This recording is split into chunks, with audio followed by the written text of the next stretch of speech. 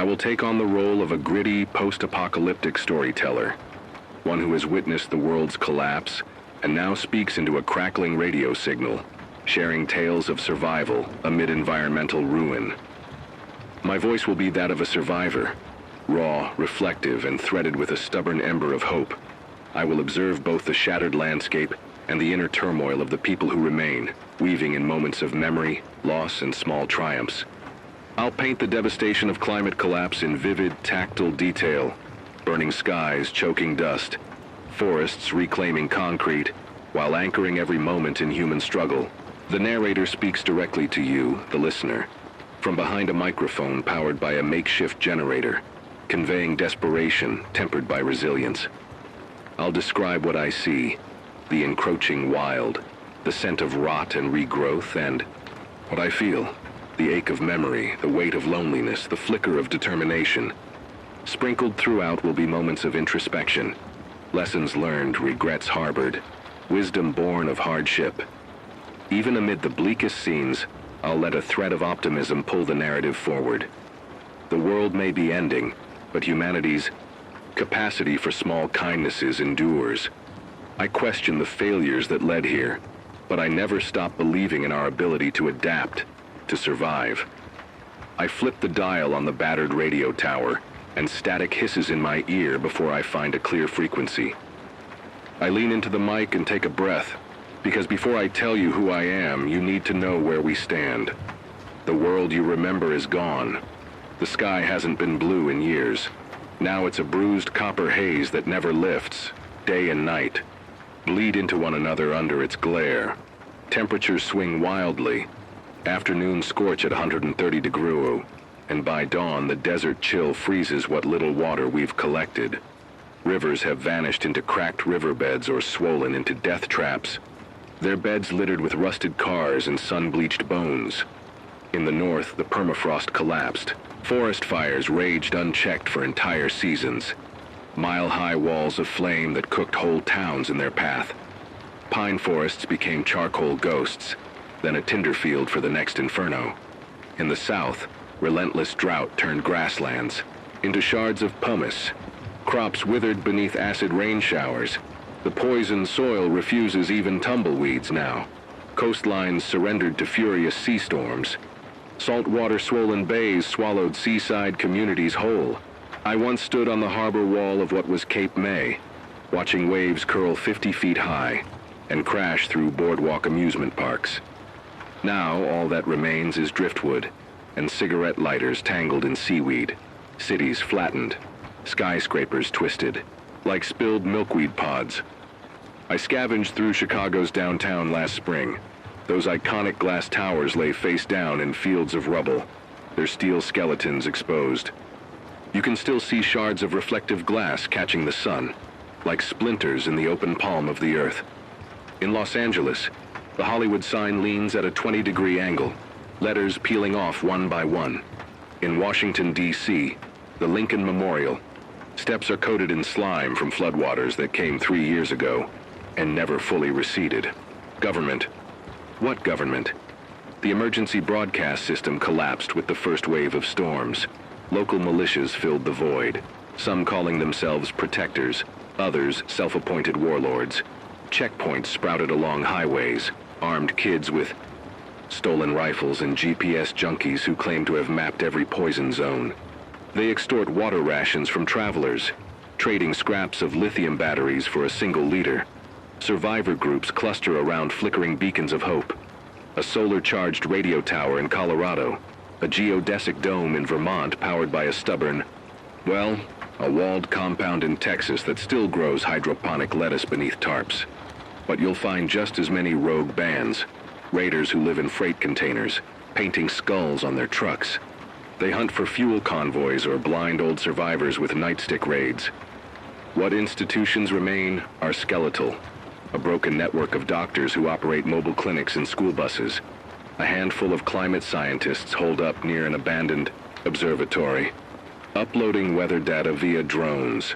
A ragtag collective of engineers jury-rigging wind turbines from downed power lines. Libraries serve as safe houses, oddly comforting in their emptiness. the books long since looted for kindling. And then there are the forests. They're creeping back over everything. Ivy climbs porches. Tree roots spread cracks through concrete. What took centuries in your textbooks now unfolds in months. Oak and maple saplings shoot through highways, their leaves brushing the undercarriages of abandoned cars. Moss creeps up stadium seats, swallowing painted lines. I watched vines strangle the statue of some long-forgotten general in a park outside Philadelphia. Stone jaw melting like candle wax. Yet life fights on. Rats scurry through subway tunnels that once held trains. Coyotes prowl empty cul-de-sacs. Under the orange streetlights that still flicker erratically at night. Migratory birds loop overhead, their numbers thinned but persistent. Small pockets of agriculture persist. Mushrooms grown in old Walmart storage rooms, rooftop gardens watered, with recycled rainwater, fish farms and old swimming pools. It's a precarious ecosystem, one that can collapse at any moment. A sudden hailstorm can shatter solar panels. A dust storm can choke irrigation pumps. A single skirmish over a water source can ignite 100 more.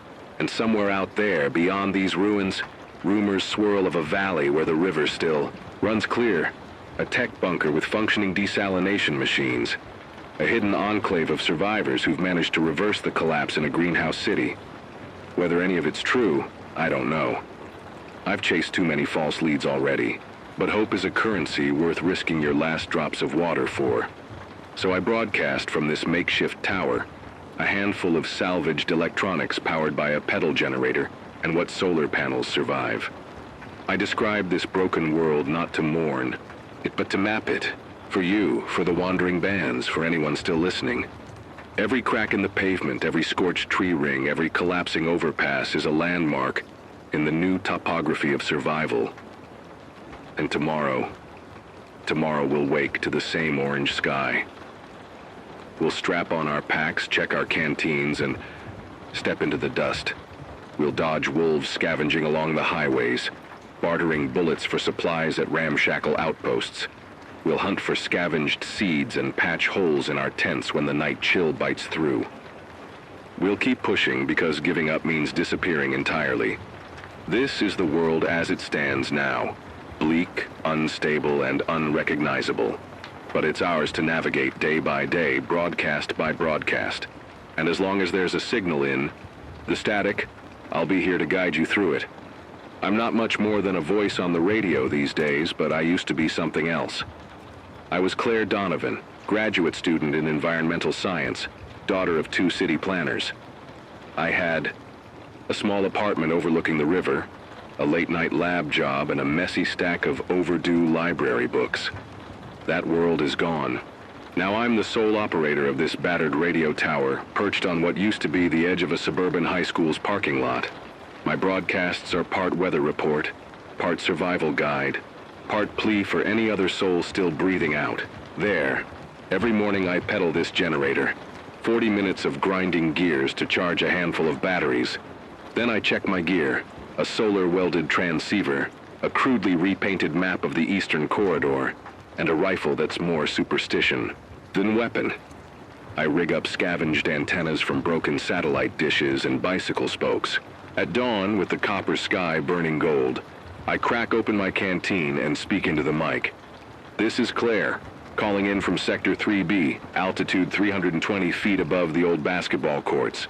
Temperature, under the haze, 37 degrees Celsius. Wind from the southeast. If you're out there, signal with 3 blasts on whatever horn you have. Survival means routine. Twice a week I head out in my armored sedan, what's left of my Aero 8 Camry, patched with sheet metal and shards of plexiglass. I follow the river's old bed to rusted culverts where I've rigged rain catchers. I filter water with charcoal, layers in plastic barrels, then test it against strips I salvaged from a chem lab. On good days, I bring home 10 liters. On bad days, I make do with 3. Food comes from foraging, wild mushrooms beneath dawn mist, nettles in the cracked sidewalk, seams, a handful of canned beans from abandoned trailers. Every meal tastes like reclamation. I keep going because of the broadcast. The microphone holds me accountable. If I quit, even for a day, there's a silence on the air that feels like surrender. Sometimes I imagine someone tuning in, a lone traveler, a forgotten family huddled in a bunker, a soldier who's lost their unit. Maybe my voice will guide them to water, warn them of a dust devil, or simply remind them that they're not entirely alone. That responsibility keeps me alive. Loss is etched into every line on my face. I lost my sister, Maya, in the first wildfire. She was a volunteer firefighter, braver than anyone I've ever known, and she got trapped under a fallen oak in the burnt-out remains of Yellowstone Station. I still sometimes hear her laughter in the wind, a high, bright echo I chase on scavenging runs. I lost my partner, Danny, to raiders in that checkpoint south of here. We'd met in the rubble of a bombed-out hospital, bonded over sharing half-spoiled apples. She taught me how to aim a rifle. I taught her how to purify water. When the raiders came, I couldn't save her. I carry their memories like scars. I named this tower Maya's Watch after my sister. The vigilance she exemplified, the warmth she brought to every chilly morning. And every time I speak, I whisper her name inside my soul. It's my private prayer. Danny's memory lives in the shape of my rifle, a crack in its wooden stock, worn smooth where I ran my thumb over it each night in the old days. But grief is dangerous if it turns to inertia. I've seen survivors freeze in the blast radius of memory, fading into the ashes of who they once were. I refuse that fate. I push myself out onto the roads even when my hands shake from exhaustion. I force my voice onto the airwaves when every fiber of me wants to stay huddled in this tin-roofed room, staring at static. Hope flickers in small victories. Yesterday, I found a box of solar cells buried under plywood in an old electronics shop. It took 8 hours to jury-rig them into my panel array, but now I get 2 extra hours of broadcast range each afternoon. Last week, I plotted a new cache of canned peaches 30 miles east, still edible. Simple things, but in this world, simple things are everything. I trust in routine, in the mechanics of survival. I trust in the hub-and-spoke network of hidden caches I've mapped out. I trust in the possibility of someone else out there, someone with a second or third set of ears picking up my signal. And I trust in the resilience we carry within our broken hearts. My broadcast ends each night with the same sign-off. Keep your eyes open, your canteens full, and your radios tuned. This is Maya's Watch, standing guard until we find the dawn. Then I power down the transceiver, crouch by the generator's dying glow, and write tomorrow's coordinates in my journal. 5 new waypoints, each a promise that we are still. Here, still fighting. So that's me, Claire Donovan, scientist turned broadcaster, sister, survivor. I'll keep riding these winds until the forests take back the land, until rivers reclaim their beds, until someone answers. Because giving up would be the one disaster we can't survive.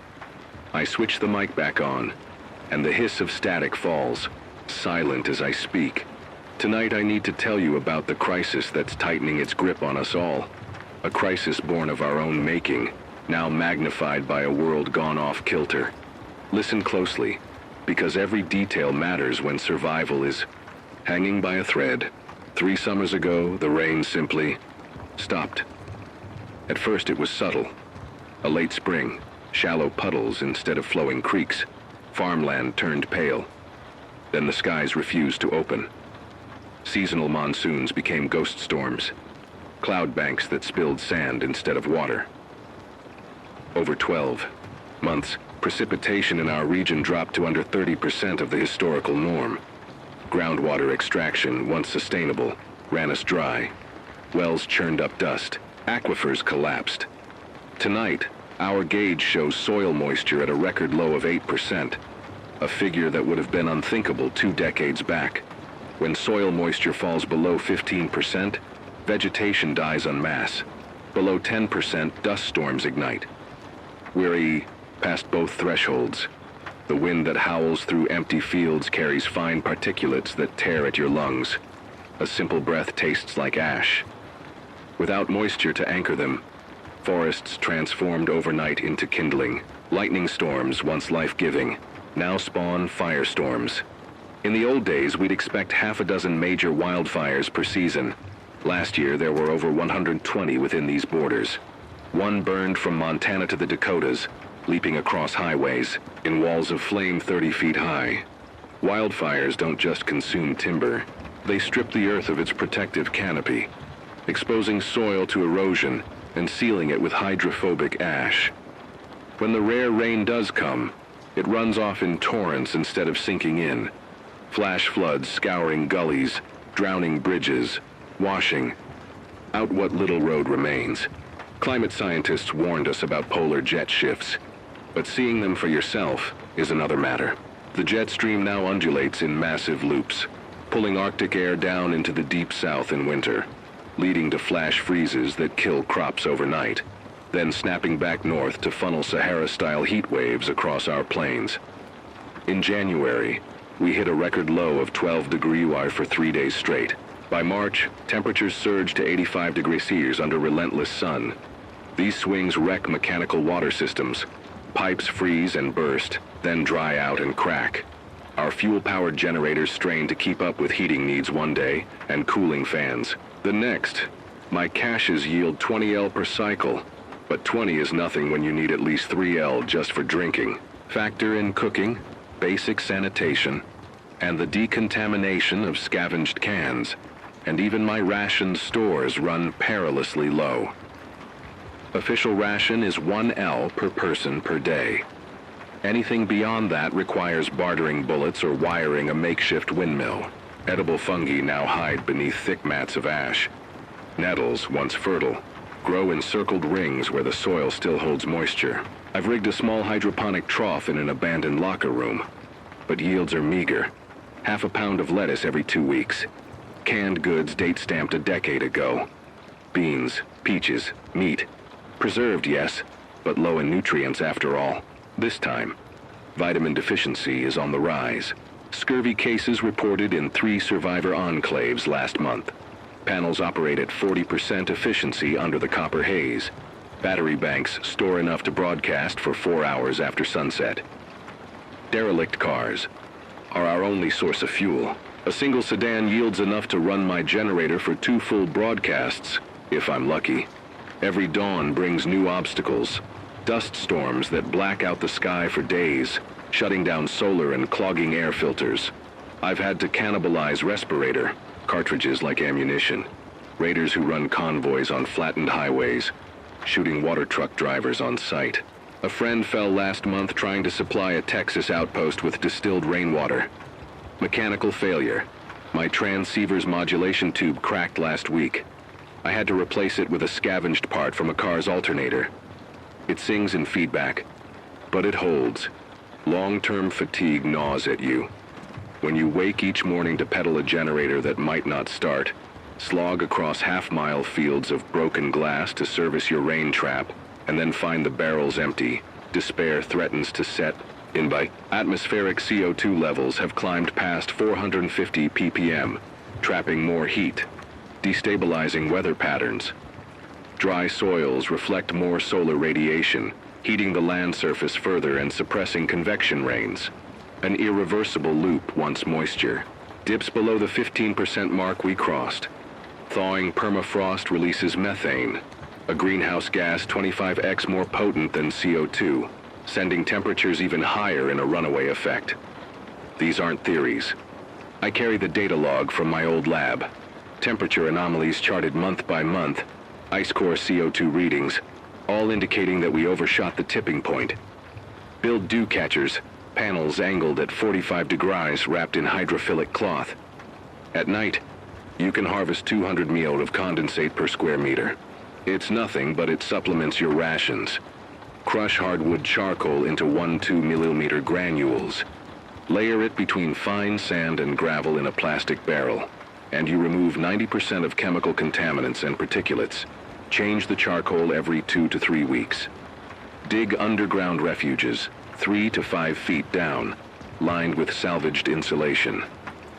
Earth buffers keep the interior 20-30 degrees Celsius cooler during heat waves and retain heat during cold snaps. Attach panels to bicycle wheel-mounted pivots so they rotate toward the sun. Efficiency gains can be as much as 25%, crucial when you're working with faded cells Store your heaviest canned goods for long-term use. Eat lighter items first. High-fat foods like peanut butter last longest. Protein bars survive well. At temperature extremes, each trick buys you days, weeks, maybe months more. They're not cures, but they're the difference between crawling and crawling farther. This crisis is more than data points and ration guides. It's friends lost to groundwater poisoning. It's children who've never tasted a fresh peach. It's farmers who watched fields sour under acid rain, then buried what little family they had left in shallow graves. I broadcast these facts not to terrify you, but to steel you. Complacency is a luxury we cannot afford. Every step we take in disaster preparation honors those we lost. Every breath we eke out is a rebellion against the collapse that tried to swallow us whole. Tomorrow's forecast warns of a hyperthermal wave. 5 days of 120-degree highs with 0% relative humidity. Wildfire risk will hit 99%. If you live near woodland, clear a 50-foot perimeter of all vegetation. If you're near floodplains, shore up embankments with sandbags and cover any exposed engine intakes. And wherever you are, prepare to hunker down. Seal windows with plastic sheeting, coat the floor with damp towels to trap dust, and ensure your radio batteries are topped off. I feel the urgency in my chest, like the last beat of a failing heart. But if I've learned anything, it's that urgency can be harnessed. Use it to tighten your ration, to fortify your shelter, to scan the skies each morning for any hint of relief. Because relief may not come in rain or rescue convoys. It might come in a small community forming miles away, tuning into my voice and answering back. Stay vigilant, stay curious, stay alive. The crisis looms larger every dawn, but humanity's ingenuity has weathered worse. And as long as someone listens, someone can respond. And as long as we respond, hope has a chance. This is Maya's Watch, reporting from the edge of collapse. Over and out, until the next broadcast. I brace myself against the wind as I key the microphone, heart pounding under the torn flannel I've adopted as a second skin. Tonight's broadcast will be my longest yet, because things are unraveling faster than I can map them. The barrels at Sector 3B are down to their last 10 liters. I scavenged 3 yesterday at a roadside cache. Muddy, half-filled, but better than nothing. I rationed 24 hours worth. A half-liter to drink, half a liter to cook and sterilize. Can of lentils, the rest for dousing embers so the campfire doesn't betray us in the dark. Each drop tastes like desperation. I spoke with Jason this afternoon. He's the engineer at the geodesic dome in Vermont. His well has started running brackish. His desalination rig's membranes are fouling faster than he can replace them. He asked for advice. I told him to switch to biochar filters until he can get fresh membranes. But even biochar requires char, something scarce when forests are ash. We're on a knife's edge. One membrane tear, one rainless season away from collapse. Food fades to memory. The hydroponic troughs in the old locker room yielded a handful of mustard greens last week. I planted seeds of kale and spinach from a half-spoiled seed bank. But germination rates are plummeting. High soil salinity and radiation from sun-baked panels killing seedlings within days. My last shipment of nutrient solution, scavenged from a collapsed hospital pharmacy, ran out this morning. I boiled pond water for hope, but it clotted into a brackish scum. The nearest canned food convoy passed 2 weeks ago. Raiders intercepted it north of the river crossing. I heard the gunshots echo through the valley. 6 trucks burned, 8 survivors taken captive, no ransom exchanged. Food hoarded, trust shredded. Now every convoy is a gamble with death. Generator sputters more each dusk. Fuel's down to 10 liters of scavenged gasoline. I've cobbled together a solar pedal hybrid. 40 minutes of pedaling, 1 hour of sun, 4 hours of broadcast. But during dust storms, panels lie inert and my legs cramp from overuse. Yesterday I collapsed after pedaling 5 cycles back to back. Shattered a rib against the saddle. I'm still bruised. Spare parts are gone. The only alternator I found is corroded beyond repair. I keep eyes peeled for a working one in abandoned delivery vans. But at this rate, each broadcast is a roll of the dice. 3 nights ago, they came close. Raiders in a half-destroyed RV with a painted skull on the grill. Their headlights picked out my tower's shadow. My heart froze as their engine roared down the old soccer field. I cut power and hid in the maintenance tunnel beneath the bleachers.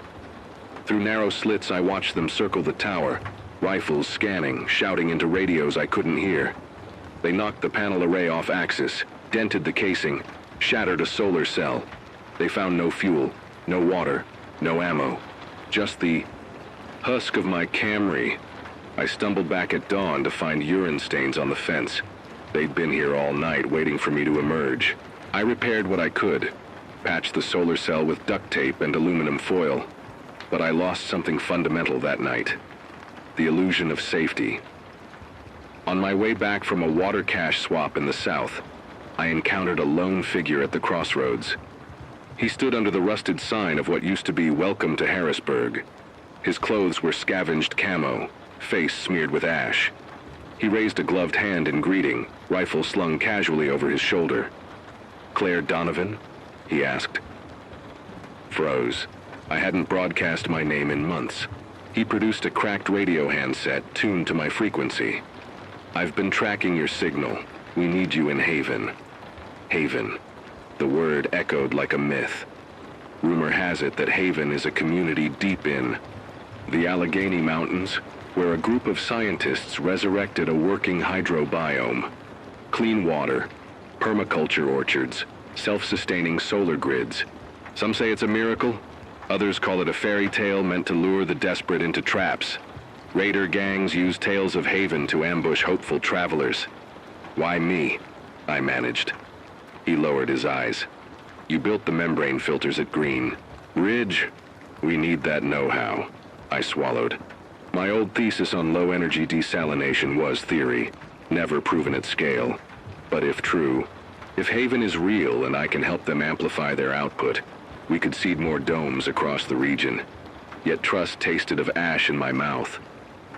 Why not call someone closer? His silence answered me. He looked tired. His name was Omar. He'd walked 40 miles from a camp that burned. He showed me charred remains of his community's solar rig, the shells of his neighbors. "We're running out of days," he said. "We need hope."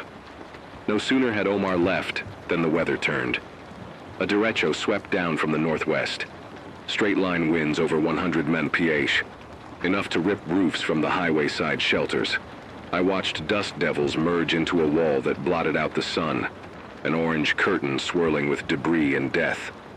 It rolled across the field so fast I couldn't outrun it in my Camry. I took refuge in a collapsed barn, sealing cracks with my flannel shirt. The roar was like a freight train. Then glass shattered, beams cracked, and I pressed my back to the joist as a gust shoved me to the dirt. When it passed, I emerged to find the tower missing a leg, antennas twisted. The berm I'd piled around. The base, 40 sandbags I hauled myself, was scattered like spilled beads. The solar array was coated in a layer of grit so thick it looked like cement. I spent the next 12 hours cleaning panels with distilled water, each drop another fraction of a liter lost. Omar's plea hangs in my mind. Part of me aches for community, someone to share the burden, someone to fix a membrane while I catch my breath. But every time I reach out, I'm reminded how trust can be weaponized. A few years back, a convoy of medics routed me to a safe clinic that turned out to be a trap. They stripped the engines from my Camry and left me with bullet wounds and a broken spirit. I close my eyes and picture Maya's face, fierce, unwavering. Would she have risked her frontline crew on a rumor? Yes, because she believed in possibilities. She would have said, "Claire, you can't carry the world alone, yet I can't ignore the scars of betrayal. My rifle stays within arm's reach. I won't let my guard down." But if Haven is real, if my knowledge could spread across domes like seeds on wind, maybe this is the chance humanity has been waiting for. At dawn, I wired a coded reply into my next broadcast. To Omar of Sector 7, send coordinates via 3 pings on 745 MHz. It's a risk, broadcasting to raiders listening on the same frequency. But if Omar responds, I'll know Haven's coordinates are genuine. And if he doesn't, well, I'll dismantle this tower at first light and head west to the next cache. Heart races at the thought. For the first time in weeks, the edge of my despair softens. I feel the old spark, what I call Maya's ember, glowing in my chest. It whispers that we're not finished yet, that we can still build something from the ruins. Listen close, I say into the mic. Our wells run low. Raiders circle like vultures. The storms grow in fury, but if you're out there, if any of you still believe in tomorrow, answer my call. 3 pings on 745 megahertz. This is Maya's watch. Over and out. I cut the power. The static returns, thicker than ever, as if the world itself is jamming my signal. But I know it's still out there. Somewhere between broken highways and overgrown stadiums, someone is listening. Tomorrow, I'll decide whether to dismantle. The only home I've known and chase a legend. Faith in a myth, not unlike hope itself, is a precarious lifeline. But in a world unraveling, sometimes the only choice is to grab hold of that whisper and run toward it, even if your legs shake with exhaustion and your rifle trembles in your hands, because if we don't take that leap, what are we fighting for? The reply came just before first light, 3 sharp pings on 7.45 megahertz at 0523 hours. My pulse hammered as I decoded the coordinates. 41.2238 degree N, 77.1945 degree W, deep in the Allegheny foothills. At sunrise, I cycled through final checks. Fuel gauge showed 7L, water reserves at 5L, food rationed to 2 cans of beans and a handful of trail mix. I scavenged every viable part from the tower, antennas, the last solar cell, my radio transceiver, and packed them into the Camry's trunk. Maya's watch no longer had a home. I was chasing a myth. By mid-morning, the road turned to rubble. Former highways were fractured like dried mud, fissures yawning beneath my tires. I navigated by the sun and a compass app relic I'd rescued from a cracked smartphone screen. The sky was the familiar copper dome, threatening overhead. I braked at the sight of a collapsed overpass, concrete slabs piled like fallen giants. I hauled out my toolkit, pried away a length of rebar, and levered a path just wide enough for the Camry. The engine groaned in protest, but it moved. A sandstorm gathering on the horizon forced me into a stand of scrub pine. I cut the engine, sealed vents with duct tape, and crouched beneath the passenger seat. Outside, the wind began its low-frequency roar, an approaching freight train of dust and debris. My respirator mask filtered some of the grit, but I could taste the iron tang of rust. For 20 minutes, I stayed buried in shadows, listening to the world ripped apart. When the roar passed, I surfaced to find the windshield scored by sand-blasted pits. Every glass shard shimmered like trapped starlight. At dusk, I reached the foothills. The trees, sickly and twisted by decades of drought, gave way to a narrow valley bathed in twilight. There, half hidden by mist and towering pines, was Haven, a geodesic dome cloaked in solar panels, flanked by hydroponic greenhouses and a wind turbine rising like a skeletal sentinel. Small lights winked in a circular pattern, lamps powered by biodiesel, I guessed. My breath caught. This was no mirage. I approached on foot, rifle slung across my back, heart thundering. A sentry emerged, a woman in patched fatigues, eyes wary, but curious. She raised a hand in greeting. "Claire Donovan?" she asked. Relief and suspicion warred within me. "I presume you're Omar." He stepped forward, sweat dark on his brow. "Welcome to Haven." Inside the dome, the air felt cool and humid, a shock to my parched lungs. Rows of lettuce and kale glowed under full-spectrum LEDs. A slender pipeline delivered trickling clean water into a central trough. Scientists in lab coats labored over a malfunctioning desalination array. Belts torn, pumps seized with mineral crust. "We hit an inverse osmosis bottleneck," explained Omar. "We need your membrane design to restore flow." The weight of responsibility pressed down. Around me, survivors, children, elders, engineers, watched expectantly. The stall in production had frayed morale. Food stores had dipped dangerously low. The next dust storm threatened to black out the panels for days, and their backup generators ran on dwindling fuel. If the membranes weren't fixed, Haven's heart would stop. I stepped into the lab bay, knee-deep in spools of tubing and sacks of sodium chloride. My hands trembled, but they knew the work. I sketched a modification. A 2-stage membrane cascade with biochar pre-filters and pulse pressure flushing. It was untested at this scale, but it was all we had. Omar and 2 technicians set to work as I monitored pressure gauges and flow rates. My vision narrowed to the hiss of water slipping through the polymer sheets. Outside, the dust storm erupted early, winds shrieking through the turbine's blades, shutters rattling across the greenhouse windows. I watched monitors. Panel output plunged from 35% efficiency to 0. The secondary generator sparked and shuddered under load. I shouted instructions: throttle back the pumps, divert power to critical circuits, reroute excess pressure to the emergency relief valve. Each adjustment was a gamble. Then a hiss, a steady stream of clear water feeding into the storage tank. We had flow, 2 liters per minute, rising. The breakthrough crackled through the lab like electricity. Technicians cheered, the domes. Overhead speakers crackled with a victory tone, and I felt the old ember, Maya's ember, ignite a blaze of hope in my chest. In that moment, I faced my hardest choice: stay here, in Haven's fragile cradle, nurturing this miracle, or return to the airwaves, to Maya's watch, to broadcast these blueprints across what remained of civilization. The radio tower had been my anchor, but this dome held a seed for the future. I realized that sacrifice is the currency of survival. If I remained, I could train engineers from other enclaves via short-range transmissions. They'd set up new domes, scale the design, and spread recovery. I found Omar in the control room, air thick with tension and triumph. "I'll stay," I said, "but we'll broadcast this open source. I'll set up a relay network from here."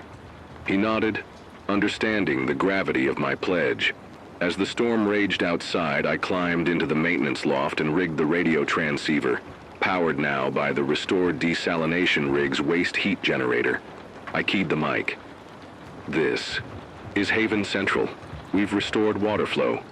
Beginning blueprint broadcast in 3, 2, 1. My voice trembled but rang clear across the static-laden frequencies. Below me, the dome's interior lights glowed steady through the night. I pressed my palm to the cool glass of the geodesic wall and reflected on the path here. The droughts, the fires, the raiders, the dust storms, the losses of Maya and Danny. Every hardship had led to this pivot point, a single breakthrough that could tip the scales back toward life. The storm's howl softened at dawn. I descended the stairwell and saw the technicians pouring water into seedlings, the survivors sharing rationed fresh bread, children pressing their faces to the glass in wonder. Hope was more than a myth now. It was flowing through valves and membranes nourishing greening roots in the dirt. I exhaled, tasting promise in the humid air. The turning point wasn't just the water restored. It was my choice to invest in tomorrow, rather than cling to yesterday. As I keyed the radio again, ready to connect Haven to every listening ear, I knew that our fight was far from over. But for the first time, I felt a dawn breaking not just in the sky's copper glow, but in our hearts, and in the earth we were slowly, painstakingly reclaiming. When the storm finally eased, I stepped out onto the dew-damp earth inside the dome and let the humid air wash over me.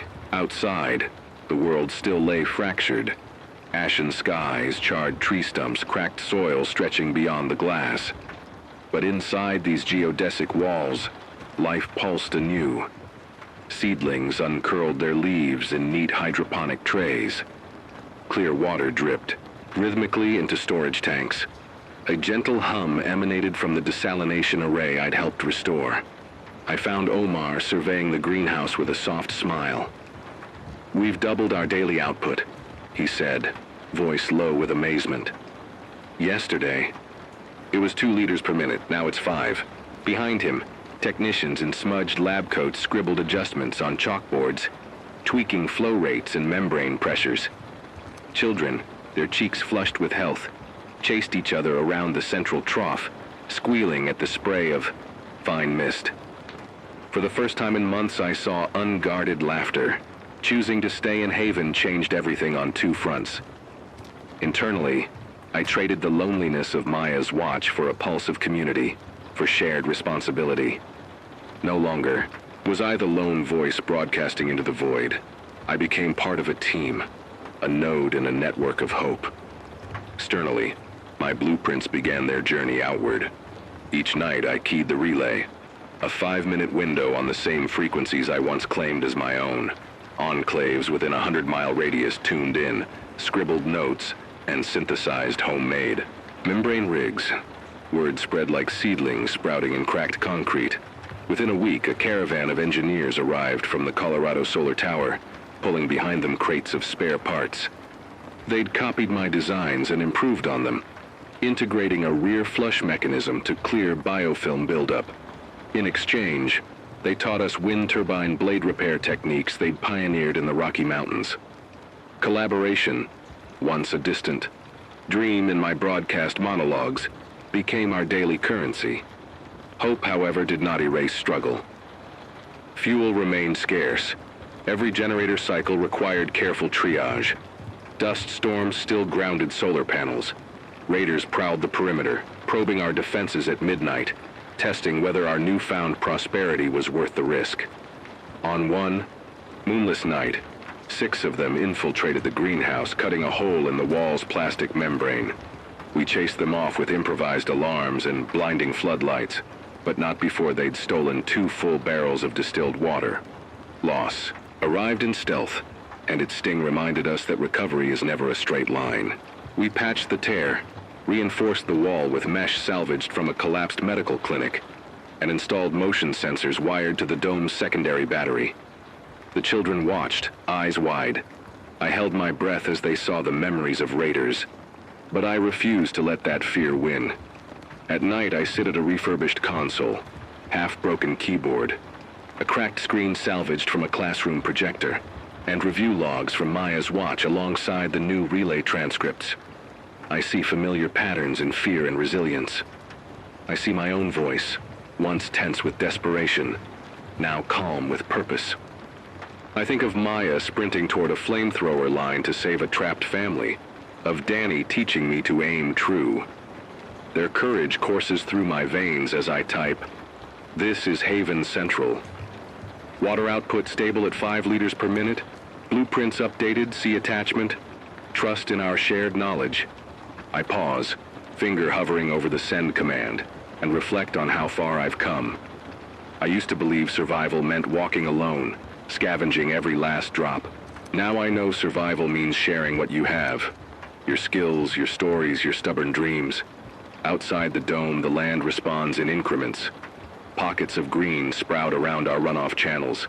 Seeds we scattered by hand taking root in the damp embankments. Moss reclaims the concrete pads that anchor the solar array. In the valley beyond, a small creek, once a dry bed, bubbles with filtered water diverted from our overflow. Birds return in triplets, their calls echoing through the pines like old hymns. Yet the larger world remains precarious. Smoke still curls from distant fire scars. Acid rain clouds form beyond the mountains, and fortnightly dust storms erode the outer shell of the dome. Each advance in recovery triggers new challenges in maintenance and defense.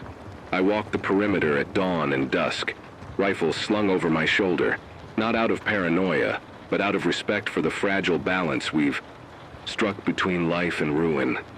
I catch my reflection in the dome's glass as the sun breaks through a gap in the copper haze. My face is streaked with grease and sweat.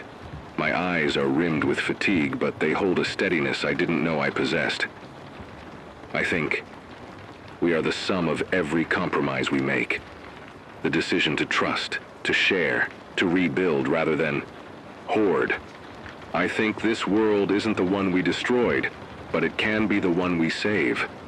Memories of tear-stained solitude on bleachers beneath Maya's watch still haunt me, but they no longer define me. Instead, they guide me, reminding me that every voice in the static deserves a reply, that every spark of hope is worth protecting. In the coming weeks, I'll take expeditions to neighboring enclaves, carrying spare membranes and technical manuals. Our own version of relief packages. I'll join rotating watch shifts at the dome, teaching perimeter defenses and radio operation to newcomers. I'll broadcast status reports multiple times a day, a network of towers and domes forming the backbone of regional recovery. And when I return to this greenhouse sanctuary, I'll kneel beside the lettuce trays, cup a leaf in my hand, and taste the future. Brief, bitter, and beautiful. Because healing the Earth is a marathon, not a sprint. It's built on small triumphs that ripple outward.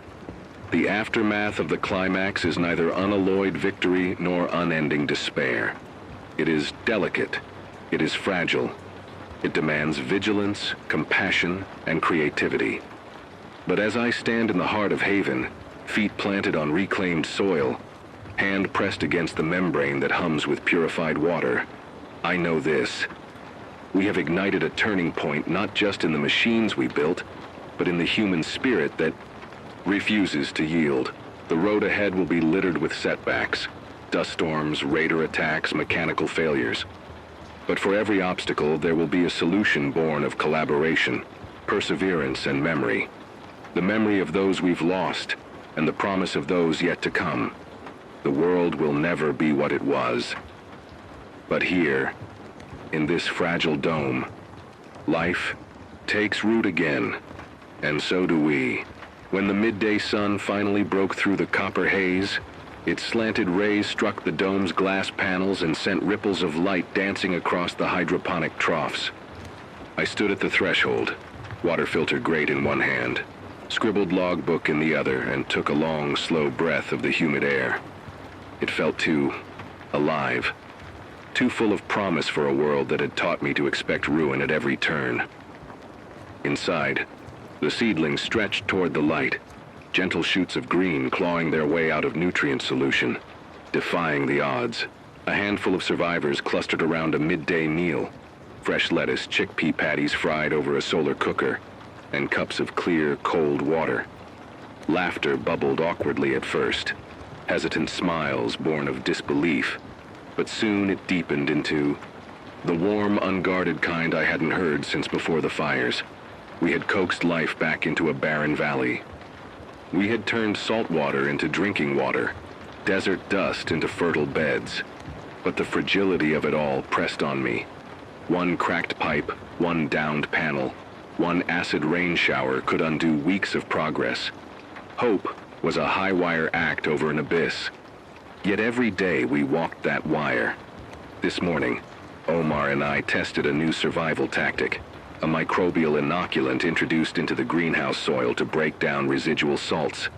Early lab data suggested a 15% improvement in plant growth over 2 weeks. A sliver of gain, but in this world, slivers accumulate. We poured the inoculant into the trough drains and watched as the water's clarity improved. Later, technicians celebrated. I let that cheer wash over me, storing it in my bones against future despair. There is no finality in survival. The dome's dome lights will flicker out one day, maybe in a storm that blinds our panels, or in a raid we can't repel. The greenhouse walls will age and crack. Our water caches will dwindle. Our convoy routes will become impassable. The world beyond and within these walls remains in flux. At dusk, I walked the perimeter and found a broken lantern wedged in the fence, an artifact from last week's raid. I set it upright, lit its crude wick, and thought of the lamplighters in the old days, igniting street lamps against night's gloom. My lamp would burn only a few hours. Tomorrow I'd salvage it, say. Oil for the generator, and the fence panel would go unlit. Yet for this one night, it pierced the dark. I carry ghosts with me. The echo of Maya's laughter in the wind. The warmth of Danny's hand on my shoulder when I doubted myself. The static-laced voice that first crackled over this mic announcing my presence to nobody. Those memories are both burden and gift. They remind me why I fight, not for victory, but for connection. Not for conquest, but for communion. Each time I press record on the relay broadcast, I channel their courage.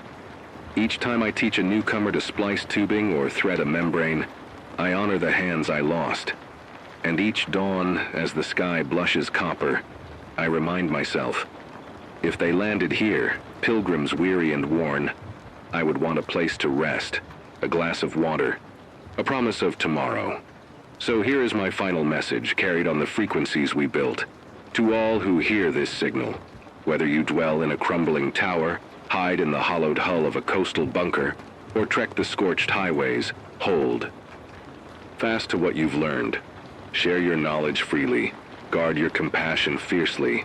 Remember that every seed you plant, every membrane you mend, every voice you broadcast is a rebellion against the silence we once feared would consume us.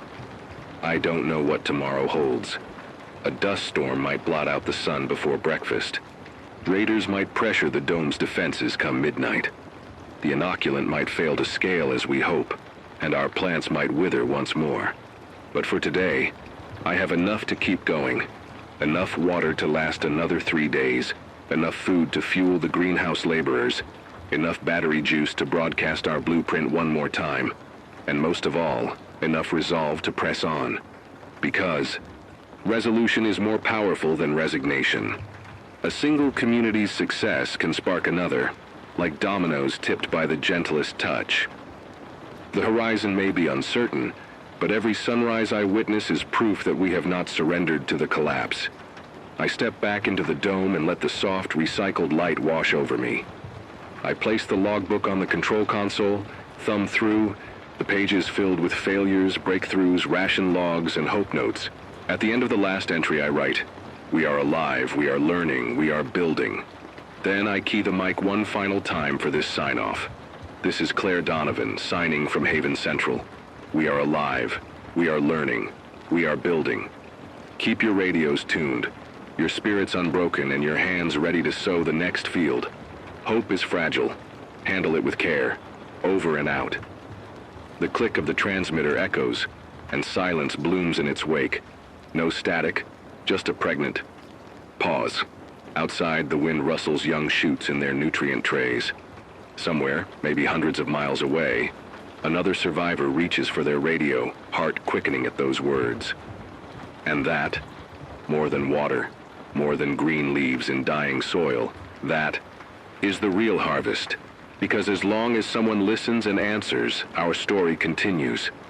As long as we breathe, we fight. And as long as we fight, hope endures.